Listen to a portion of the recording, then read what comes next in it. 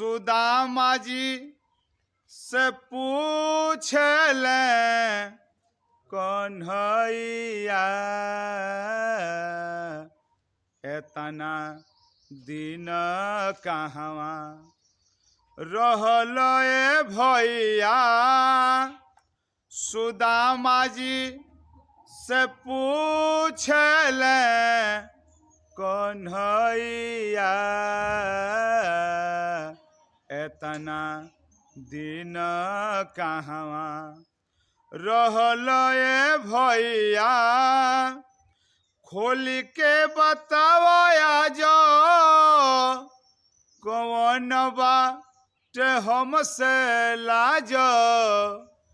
खोल के बताओ आज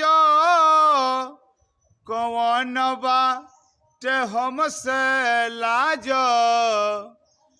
कि कौन आइल ऐसन समैया एतना दिन कहवा रहल ए भैया। कौन आइल ऐसन समैया एतना दिन कहवा रहल ए भैया। पूछे प्रभु समाचार आंसुअन के बहे धार। पूछे प्रभु समाचार आंसुअन के बहे धार।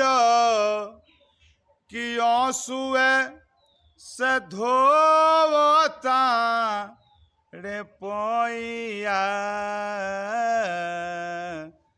एतना दिन कहवा रहल ए भैया। कि आंसुए से धोवता रे पैया एतना दिन कहवा रहल ए भैया। जेतने सोचले बतिया ओ तने भिजेले अखिया। जेतने सोचले बतिया ओ तने भिजेले अखिया। कौशल जागवा के पूछे खवैया एतना दिन कहवा रहल ए भैया। कौशल जागवा के पूछे खवैया एतना दिन कहवा रहल ए भैया। सुदामा जी से पूछले कन्हैया एतना दिन कहवा रहल ए भैया। सुदामा जी से पूछले कन्हैया